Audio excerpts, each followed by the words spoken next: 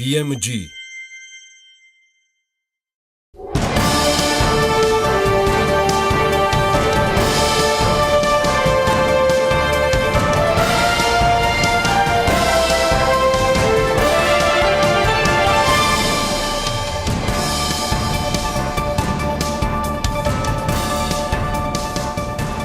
საღამომშვიდობის საქმის კურსი განაგზობს თქვენს პირდაპირ ეთერში მუშაობას, რომელსაც ბექაბაციკაძე გაუძღვება, გვიყურებთ ტელეპიროზე და გვისმენთ ჩვენი პარტნიორი რადიოების თბილისის და ჰერეთის საშუალებით 93-5-5 და 102-ზე და 8-ზე. ლარის კურსი დოლარის მიმართ კვლავ დაეცა და 1 დოლარის ღირებულება 2 ლარი და 70 თეთრი გახდა, ლარი გაუფასურდა. ევროს მიმართაც და 1 ევროს ფასი 3 ლარი და 11 თეთრია. ეს ლარი დოლარის მიმართ 1.98 მიასედი თეთრით გაუფასურდა. რაც შეეხება ბლუმბერგის სავაჭრო სისტემას, ამ დროისათვის 1 დოლარის ღირებულება იქ 2 ლარი და 79 თეთრია.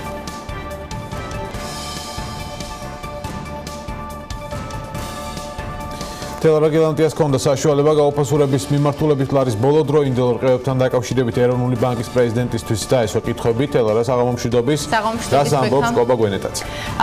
ბექა პირველ რიგში მინდა ხაზი გაუსვა, რომ BMG ბუნებრივი არა მედია ორგანიზაცია ისეთი თან, რომელიც ეროვნული ბანკის პრეზიდენტის კურსის პროგნოზს და კონკრეტული ნიშნულის დასახელებას თხოვდა, მაგრამ თუ ლარის ბოლო დღეების რყევები არაა გამოწვეული ფუნდამენტური პრობლემებით, როგორც ამას მთავრობის წევრები აცხადებენ და ასების ვიცე-პრეზიდენტმა მურთაზ კიკორიამაც ასე უთხრა ჟურნალისტებს რამდენიმე დღის წინ ჩვენ დავსვით კითხვა თუ მხოლოდ მოლოდინებია მთავარი ფაქტორი იზიარებს თუ არა ასეთ ახსნას კობა გვენეტაძე და რამდენად მოსალოდნელია რომ სებმა სავალუტო ინტერვენციებს მიმართოს ნეგატიური მოლოდინების სამართავად. ეროვნული ბანკის პრეზიდენტმა კითხვაზე კონკრეტულად არ გვიპასუხა, მაგრამ შეგვახსენა რომ საქართველოში მცურავი გაცვლითი კურსის რეჟიმი მოქმედებს, მისივე თქმით გაცვლით კურსზე, როცა ვსაუბრობთ, ყველაზე კარგი თავდაცვა არის სესხების ლარში აღება. საქართველოში მოქმედებს მცურავი გაცვლითი კურსი და მცურავი გაცვლითი კურსის რეჟიმისათვის დამახასიათებელი არის დროებითი მერხეობები. მაგრამ რაც უფრო მნიშვნელოვანია არის ის თუ როგორი იქნება კურსი საშუალოვადიან პერიოდში და გრძელვადიან პერიოდში. ამავე დროს ხშირად ხდება აი ესეთი ანალიზის გაკეთება, რომ აი ამის გამო საქართველოში ინფლაცია მაღალი იქნება. როგორც მოგახსენებათ, საქართველოში ინფლაცია არის დაბალი, ეს არის ამ წუთში მიზნობრივ ინფლაციაზე დაბალი და საქართველოს ეროვნულ ბანკს გააჩნია ყველანაირი ბერკეტი იმისათვის, რომ ინფლაცია საშუალოვადიან და გრძელვადიან პერიოდში იყოს დაბალი, რაც არის იმის გარანტია, რომ გაცვლითი კურსი ასევე იქნება სტაბილური. ეროვნული ბანკის პრეზიდენტმა ლარის კურსთან დაკავშირებით დასმულ კითხვაზე პასუხის გაცემისა შეგვახსენა მთავრობის და ეროვნული ბანკის მიერ განხორციელებული ერთობლივი სესხების გალარების პროგრამაც მან ვრცლად ისაუბრა იმაზე, თუ რას უნდა მივაქციოთ ჟურნალისტებმა და ასევე ეკონომიკის ექსპერტებმა ყურადღება ლარის რყევების შეფასებისას. ძალიან ხშირად, კი არა, როგორც წესი ყოველთვის, როდესაც კურსთან დაკავშირებით არის განხილვა, ხდება დასახელება ციფრების თეთრებში. ეს არ არის ნორმალური პრაქტიკა. ყოველთვის ცვლილება გაცვლითი კურსის უნდა დასახელდეს პროცენტებით და შემიძლია მოგცეთ მაგალითად აი ასეთი სტატისტიკური ინფორმაცია, რომ 2017 წლის ბოლოსთან შედარებით ეროვნული ვალუტა ლარი გაუფასურებული არის 3.5%. ეხლა რაც შეეხება კიდევ რადგანაც გაცვლით კურსებს საუბრობთ, თქვენ როგორც წესი ასახელებთ ხოლმე და ჟურნალისტები და ასევე ექსპერტები ძალიან ხშირად ასახელებენ გაცვლით კურს დოლართან მიმართებით, რაც ასევე არასწორია, რადგანაც თუ ჩვენ გვინდა ნამდვილად სიტუაცია დავინახოთ ეკონომიკურად, ჩვენ აუცილებლად მინიშნება უნდა გავაკეთოთ ეფექტურ კურსზე, ლარის ეფექტურ გაცვლით კურსზე და ამავე დროს მინდა მოგახსენოთ, რომ ეს არის ეფექტური კურსი, არის სავალუტო კურსი, რომელიც არის საშუალო შეწონილი ჩვენ სავაჭრო პარტნიორებთან, რადგანაც ეს არის ის კურსი, რომელსაც გავლენა აქვს ზოგადად ეკონომიკაზე და 2017 წლის ბოლოსთან შედარებით ნომინალური ეფექტური გაცვლითი კურსი ლარის არის გამყარებული, ხას უსვებ, გამყარებული 9%-ით. მოკლედ კობა გვენეტაძის შეფასებით საქართველოში ინფლაცია არა მაღალი და სებს გააჩნია ყველა ბერკეტი რომ ეს აკონტროლოს. სულ ეს იყო ძირითადად რაც ეროვნული ბანკის პრეზიდენტმა ლარის კურსთან დაკავშირებით ჩვენს მიერ დასმულ კითხვაზე გვიპასუხა. ასევე 11 არასამთავრობო ორგანიზაციის და მათ შორის ბანკების ასოციაციის ის გათვლებით შევაფასებინეთ კობა გვენეტაძეს, რომლის თანახმად ფიზიკური პირების დაკრედიტების წესის ინფორმით ამოქმედების შემთხვევაში რა ვერსიაც საჯაროა ჯერჯერობით ეკონომიკის ზრდა 3%-ით შემცირდება, ხოლო საკრედიტო პორტფელი 3.5-დან 4%-ით პირველი 12 თვის განმავლობაში. ასეთია ბიზნეს გაერთიანების გათვლები. გვენეტაძეს ვკითხეთ, იზიარებს თუ არა ის ამ შეფასებას, ასეთ პროგნოზებს. მისი თქმით, გათვლები გადაჭარბებულად პესიმისტურია, თან დებულების ძველ პროექტს ეყრდნობა. საბოლოო დებულებაზე კი ჯერ კიდევ მიდის მუშაობა, როგორც კობა გვენეტაძემ გითხრა უფრო კონკრეტულად კი ამ საკითხთან დაკავშირებით ცენტრალური ბანკის პრეზიდენტის შეფასებაზე საქმის კურსში შემდეგ გამოშვებებში ჩაგაყენებთ. ბექა.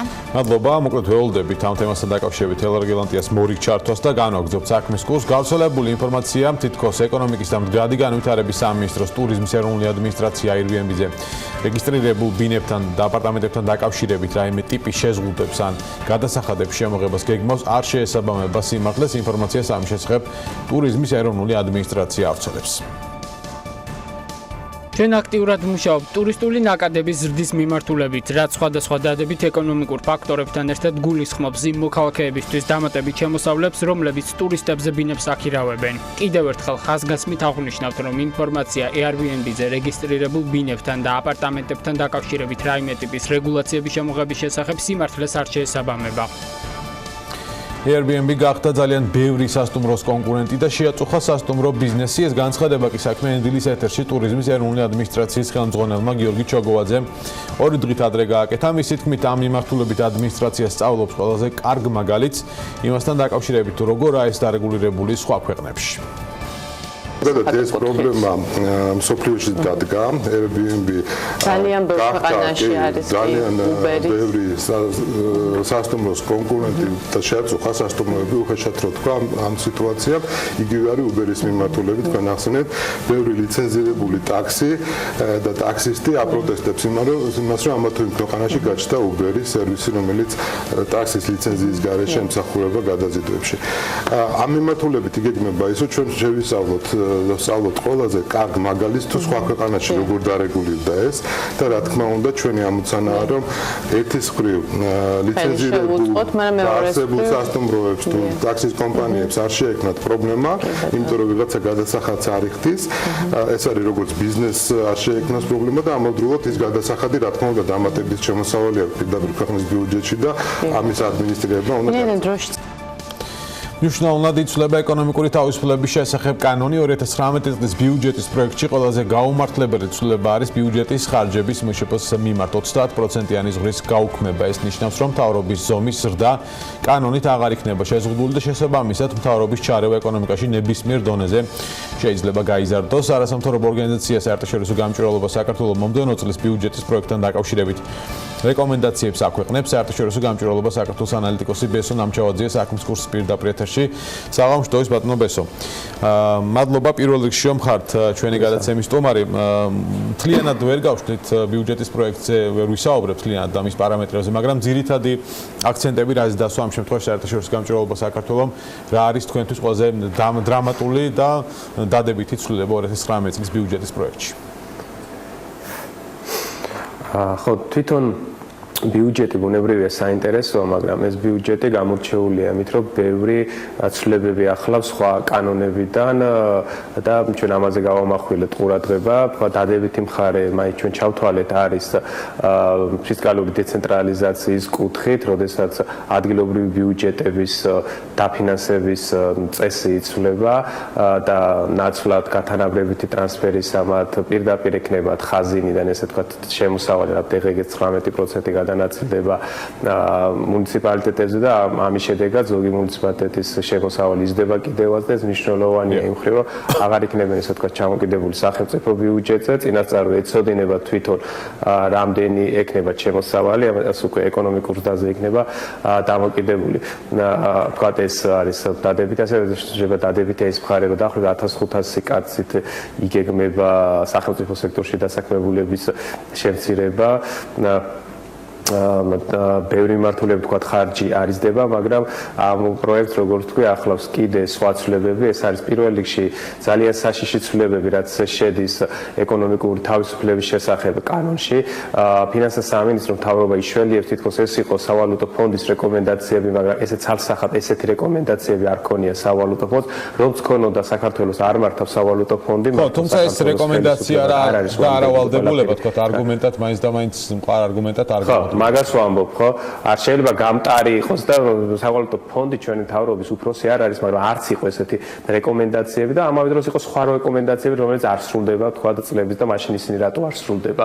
და ყველაზე ცუდი რაც თქვენ აღნიშნეთ, ეს არის, რომ ბიუჯეტის ხარჯების ლიმიტის ზღვარი არსებობდა 2011 წლიდან, ეს იყო, რომ ეგრეთ წოდებული ნაერთი ბიუჯეტის, ანუ ცენტრალურ ბიუჯეტს და ადგილობრივ ბიუჯეტს არ უნდა დაეხარჯა ჩვენი ეკონომიკის მშპ-ს 30%-ზე მეტი. უნდა ეს ზღვარი საერთოდ გაუქმდეს და მე რამდენიც უნდა იმდენი დახარჯოს მთავრობამ ამ 30% და ამ ზღვარს ქვია სწორედ მთავრობის ზომა და ჩვენ გვაქვს როდესაც მამუკა ბახტაძეს ამტკიცებდნენ პრემიერ-მინისტრს ბევრს საუბრობდა მცირე მთავრობის კონცეფციაზე და ეხლა რასაკეთებს მაშინ რატო აუქმებ მთავრობის შემზღუდველ ნორმას თუ შენი მიზანია მცირე მთავრობა ესე იგი პირიქით ხო გინდა გაზარდო მთავრობის ზომა და ეს ხელსგრიში ეს საწინააღმდეგო მოდის მაშინ გამოდის რომ ეს ტყუილი იყო ის დაპირება კიდევ ერთი საკითხი ძალიან საინტერესო თემაა მაგრამ აი ხა ბოლომდე ვერ გავშვით იმიტომ რომ საკმაოდ ცოტა დრო გვაქვს კიდევ მინდა მოასწრო რამდენიმე თემაზე საუბარი თუ მოასწარით პროგრამული ბიუჯეტირების კუთხით საუბარია რომ არის კიდევ პრობლემები რომ იქ დასაბუთება მიზნების თქვა ზოგიერთი საკმაოდ მსხვილ ბიუჯეტიანი პროგრამებისა არის კიდევ პრობლემა ანუ ეს ალბათ ახალი არ არის 2019 ბიუჯეტის პროექტში წინა ბიუჯეტსაც და იმის წინასაც შეიძლება ქონდა ეს პრობლემა მაგრამ რატო გამოარჩიეთ ახლა კიდე ამ შემთხვევაში ხო, პროგრამული ბიუჯეტი არის პრობლემა, პროგრამები არის პრობლემა და აი გუშინ 2 დღის წინ საფინანსო კომიტეტის ხდომას ვესწრებოდი და საერთოდ პარლამენტარები არც კი მიდიან ამ საკითხამდე, ეს არც კი დადგა იქ კითხვა პასუხში ან რაღაც არც კი წამოჭრილი ეგ საკითხი. ანუ ჩვენ გვაქვს ძალიან მოძველებული, ძალიან ძველი სტილის ბიუჯეტი, ხარჯავთ უბრალო ფულს და მიზნები გაუგებარია რა არის. ჩვენ განათლების იმაზე, იმიტომ გავამახვილეთ ამ ანალიზში უფრო მეტად რომ ცოტა ხნის კვლევა გამოვაქვეყნეთ სასკოლო განათლების შესახებ და ამას დაუკავშირეთ, რომ წინსვლად თუნდაც არ არის ისეთ პრობლემაში, როგორც სასკოლო განათლება საქართველოში დაბალი ხარისხის, ისევ არაფერს ახალს ვერ გთავაზობს ჩვენ მთავრობა და უბრალოდ ზრდის რაღაც თანხებს და ეს არ ნიშნავს, რომ უკეთესი სწავლება იქნება თქვა 2018-19 ან 20 წლებში საქართველოს სკოლებში. ამიტომ გავამახვილეთ თქვა უფრო. კი ბატონო. და ბოლოს შეკითხვა, საუბარი ასევე იყო, რომ საზოგადოებრივ აუწყებას დაფინანსება ესდება 6 მილიონით, მაგრამ განსხვავებით წინა ბიუჯეტის პროექტებისგან აქ არ არის გამოქვეყნებული მომუშავეთა რაოდენობა და შრომის ანაზღაურების ხარჯები. ეს კანონით შეიძლება, რომ ფინანსთა სამინისტრომ ბიუჯეტის პროექტში არ გამოქვეყნოს საზოგადოებრივი აუწყებლის შრომის ანაზღაურება და ხარჯები. ხო, ну, დაფინანსება ესდება, იმიტომ რომ საზოგადო აუწყებლის ბიუჯეტის თქვა მიბმულია ეკონომიკურ ზრდაზე და ხო, ამიტომაც გამოიწვიეს 6 მილიონიც და მაგრამ რაც შეეხება იმას, რომ სულ ეწერა რამდენი ადამიანია შტატით დასაქმებული და სახელმწიფო ფონდი ეს აღარ არის ნულები წერია. ну, რომ თქვა რომ ეხლა ხარვეზია უფრო რამის კანონდაყრდნობა არის კიდე სხვა თქვა უწყებები, რომლებიც თქო წლები ესენი ესე უთითებდნენ, რა გაუარესებასთან გვაქვს, უფრო გამჭვირვალე იყო და ნაკლებ გამჭვირვალე გახდა და წესით ეს მთავრობა პარლამენტს უნდა აწუხებდეს. ხო ისედაც ძალიან დახურული ორგანიზაციაა ჩვენ სხვა მიზნების ბევრჯერ გქონდა ცდელობა საერთაშორისო გამჭვირვალობას რომ საშტატო ნუსხა ხელფასზე და ასე შემდეგ ინფორმაცია გამოგვეთხოვა და საერთოდ ვერაფერს ვერ ვიღებთ ჩვენ საზოგადოებრივ აუწყებლიდან და მაშინ როდესაც 60 მილიონამდე ავიდა დაფინანსება რა ვიცი რაც მე მგონი 58.9 მილიონია პროექტით რომელიც არის 2019 ბიუჯეტში ჩადებული. კი ბატონო დიდი მადლობა ამ გარდა რეკლამიდან ექნება კიდე შემოსავალი. დიახ დამატებით. ბესო ნამჩევაძე იყო საქმის კურსის პირდაპირ ეთერში მადლობა უსწრაფმოებამ მას გადაცემაში მონაწილეობისთვის და გამომშვების ბოლოს ნესკრა-ჰესის პროექტის სამშენებლო სამუშაოები ნოემბერში განახლდება. კერძოდ ნოემბერში მდინარე ნესკრაზე 100 ტონა ტვირთამწეობის მქონე ორი ხიდის მშენებლობა დაიწყება. პროექტის მოსამზადებელი სამუშაოები, რომლებიც ნესკრასა და ნაკრას ხეობაში ხიდების და გზების მშენებლობა რეაბილიტაციას, სამშენებლო ბანაკებისა და ელექტროგადამცემი ხაზების მშენებლობას მოიცავს 2019 წლის ბოლოს დასრულდება. ამავდროულად ნესკრა ჰიდრო მუშაობს პროექტში ახალი მშენებელი კომპანიის ჩართვაზე წინა კონტრაქტორის ჩანაცვლებისთვის, რომელთანაც ხელშეკრულება ურთიერთშეთანხმების საფუძველზე შეწყდა. კურსი ამით დასრულებული 22:45 წუთზე დღის შემაჯამებელი გამოშვებით გიბრუნდებით ეთერში. მადლობა რომ გვიყურეთ და გვისმინეთ.